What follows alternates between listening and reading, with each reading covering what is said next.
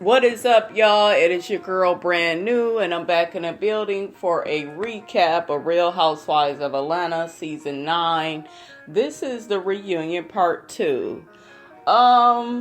They still could have kind of kept this, because this ain't nothing that we don't already know about. I'm going to just go ahead and, get right into it, but I'm really not understanding why their reunion has to be 4 parts. This third part is really what, I want to see with Shamia is going to be coming in, and it turns out it look like she the one that told Portia that Candy and them said they was going to drug her. So I want to hear what Shamia is going to say, you guys. I didn't understand why she wasn't on a camping trip, why she wasn't really with them as much as she was the season before, it seemed like. So let's just get right on into it. They pretty much had started back up again with the situation where Portia was telling Candy, I can't be bought, and you gave the money for charity, but just because you gave me money for the charity, that does not mean you go be telling me what to do and trying to treat me any kind of way. And like I told you, you guys, I get that from Candy. I don't get that she genuinely supports people. Maybe her friends, but even with them, she's hired them. Her relationship with them is attached to money. So, that doesn't shock me what Portia said. I do feel like, I don't know, I just feel like Candy will try to buy her way. They also had mentioned, not so much on a reunion, there was rumors before that Candy was a sugar mama, and she liked spending money on men, and, so I wasn't there. I don't know. I do see certain things in Candy, you guys. I do. Where she buys her mother, let's be honest. Buying her mother all these houses. And after the mother act like a motherfucking fool, you award her with a house. So she does try to buy her way. And Portia had a point. But anyways, they get into Phaedra. Feels like Kenya has bullied Portia. I agree. She does try to taunt her. And, just always is trying to bother her. That has been an ongoing thing with Kenya. Then Kenya tried to bring up the Jamie situation that happened. They showed a clip back to when Portia had jumped on the girl in the alley, and that didn't have nothing to do with nothing. Kenya was just trying to make it look like Portia's just so violent and out of control. That situation, though, with Jamie was unfortunate. I do not agree with how Portia acted with that. But as far as the shit with Kenya, you do provoke people, so stop playing dumb, like you don't do that shit. And then Portia mentions how she was bullied in high school. What was interesting is I noticed Cynthia and Kenya, they tried to chime in, well, we were bullied too. They never let Portia have her feelings on anything. They always shut her feelings down. They all, girl, please. Girl, nah, you ain't feel like that. They don't let her have her feelings. I feel like when Candy feels a way about something and starts crying and screaming, doing the stupid shit she do, everybody lets Candy have her feelings. But if you guys really notice what Portia, they don't do that. It's, oh, nobody did that to you. Oh, nobody tried to treat you like that. Oh, you're not a victim. Kenya, that's all you do is act like a fucking victim. You provoke people and then you act like a motherfucking victim. But y'all won't let Portia feel how she feel on stuff. Anyways, let's move on to the Matt segment. They show flashbacks of Matt acting a damn fool, destructive. And then they got into the Kenya versus Sheree. And Sheree feels like Kenya does provoke people. They showed a clip of that. And Sheree had mentioned, what's going on with you and Matt. He ain't knocking stuff over for no reason. This is a thing. I don't feel like Sheree was trying to say that it's okay for Matt to be abusive towards a woman. The point she was saying is overall, no matter if it's a man or a woman, Kenya does provoke people. And we all have seen that on camera. So I don't know why Kenya be trying to act dumb like she don't know what she talking about. I do feel she provoked Matt. I don't feel like that gives Matt Matt a right to put his hands on her or do any of the dumb shit he's did, knock out her windows and all that dumb shit. But Kenya, if you keep putting up with that behavior, then that's the behavior you're gonna get. You didn't vote for yourself this season when it came to him. You didn't say, you know what, I deserve better, and just be done with him. We constantly, I felt like I was watching a damn high school Lifetime movie where you kept going back with him. You too fucking old for that, bitch. You what, in your 40s, late 40s? And you going back and forth with motherfucker in their late 20s, early 30s. Like, you too old, Kenya. You're very childish. And I was here for Matt when he called you manipulative and fundamentally deceptive. Because that's what the fuck you give off. So anyways, Kenya ends up answering a question from social media. Andy had brought up how Matt had hit the driver, broke her windows, messed up her garage door. Andy asked, well, why wasn't that the last straw? And then Kenya is going to claim that even though Matt did all these things, she didn't equate that with him actually putting his hands on her. Bitch, what do you think is going to happen next? You think he's just going to keep damaging your shit and not damaging you? And this is the thing, ladies. Even if a man is not putting his hands on you, the verbal abuse, emotion, all of that stuff is still abuse.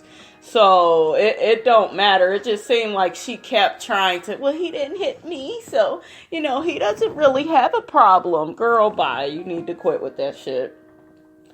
So anyways, let's get off. Cynthia had asked, why was Kenya still with Matt after all of this? And, you know, because they had brought up, well, why did you go and talk to him, Cynthia? You know, and then Cynthia's like, look, they kept getting back together, breaking up, get back together. I'm just trying to figure out what the problem is because I was concerned for her safety. So I just wanted to try to help them out, you know, with their little issues. So then they had brought up how Kenya had sex with Matt in the truck. That bullshit. Kenya, you know you did that. You look like the type that would do that. And that's another thing. You can't have sex with somebody, Kenya, and you claim they so abusive. They so crazy. You are adding to the craziness. But y'all notice how she will dodge out of that and try to put everything off on Matt. Next, Sheree says she doesn't condone a man putting his hands on a woman for any reason. And she was talking about how Kenya was acting like she was so scared of Portia. And that was the thing when they was going on the glamping trip.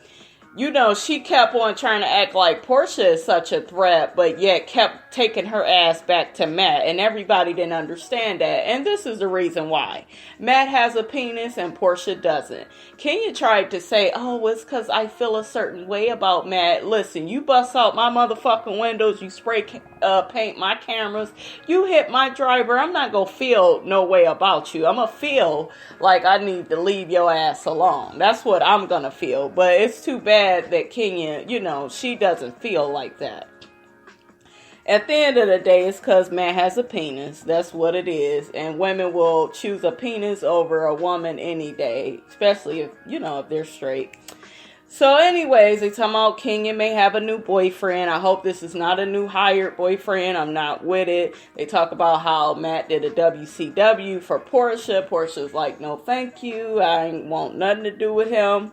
And then Kenya telling us, well, they would make a good couple. And I'm like, Kenya, shut the hell up. Then Kenya claims she's embarrassed by her toxic and abusive relationship with Matt and how, you know, she don't like that she kept going back to him. And, you know, she was just saying how you should leave after the first sign of abuse. Duh, bitch. Like, why the fuck you didn't do that? You knew that then. This shit, this whole storyline, you guys, it's hard for me to feel sorry for Kenya. I first want to put out there, I do not condone domestic abuse. But Kenya, you put up with all this, I really feel, for entertainment, for the show. You are an actress. You like this kind of stuff. So it just don't come off as being genuine. Next. It was funny that they had showed a clip of Peter calling Phaedra a con artist. Peter, you are a credit artist. You done fucked up Cynthia's credit and shit, so how you gonna call Phaedra a damn con artist? But it was funny anyways. And then Andy had asked Phaedra, was she going to be dating? Does she want to date? She said she's not. I don't believe that. I really do believe that Phaedra does not want to share her dating life with the show. So she claims she may be seeing Shamar more because they was on the Watch What Happens Live. They showed a shot of that where they was kissing and stuff. Then we got Kandi. She does admit that Mama Joyce was filed for seeing an attorney about Phaedra's situation. I'm glad Kandi actually admitted to that shit.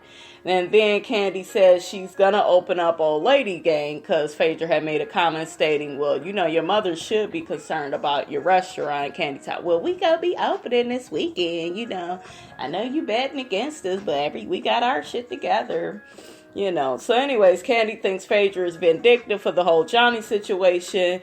And then she was like, you know, she just felt betrayed, I guess, by Phaedra. But bitch, y'all ain't friends no more. So, and then Phaedra cracked me up. She said, no wonder you got a lawsuit because you ain't paying your employees.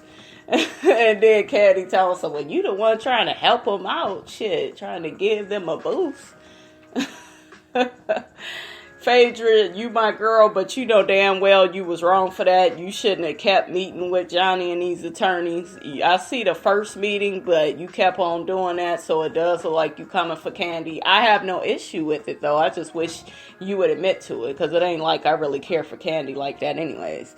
Next, Kandi says, Kandi had mentioned something about, yeah, talking about you, Phaedra, is one thing, but trying to get somebody to sue you, those two totally different things. And she was right on that. Then Kandi had mentioned how Phaedra tries to control everybody, even Portia. Portia has said she doesn't feel controlled. You got Kenya Ash chiming in, telling us, yes, she does. Then you got the whole Black Lives Matter thing where Kandi said the situation with drama shouldn't be compared to Black Lives Matter. But in a way, Kandi, it does compare because from what Phaedra is saying, it was racial profiling, and a lot of these deaths are happening because these black people are being racially profiled. They are seen as looking dangerous, and you know, so it does fall into that. So I didn't understand,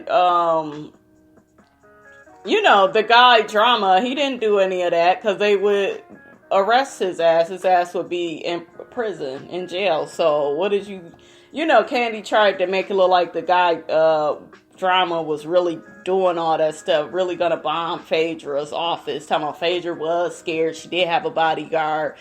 I don't care if you got a bodyguard or security. I mean, you got to protect your babies, and your staff. So, I mean, it really don't matter. Then they get into Phaedra has been, why Phaedra didn't share her divorce with the other ladies. Andy, they're not her fucking friends. I wouldn't share none with these bitches either.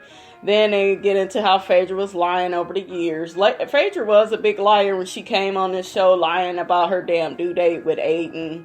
And then Phaedra ends up submitting divorce decree to Andy. And, you know, he reads it. And Apollo has appealed it. And, you know, that's why they're going what they're going through now. Because he's trying to appeal it. Phaedra said he's already been paid his $100,000. So she don't get what the problem is.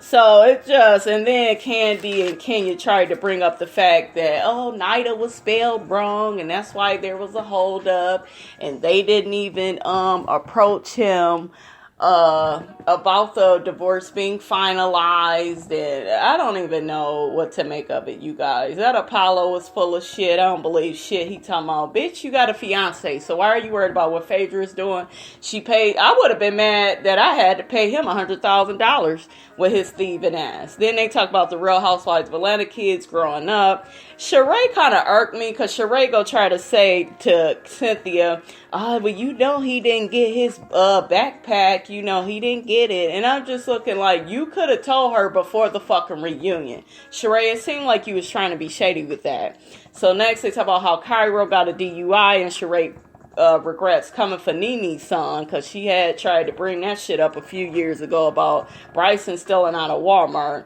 And Andy asks if Riley actually really wants to sing or is it Candy's dream? And Kandi said, no, well, me and Escape is getting back together, so I'm not trying to force nothing on her. Next, we got the situation. I don't believe that. I feel like Riley does look forced to do that. And it's kind of convenient that her and Escape is getting back together. They copying off New Edition. Probably for the wrong reasons, but I don't care.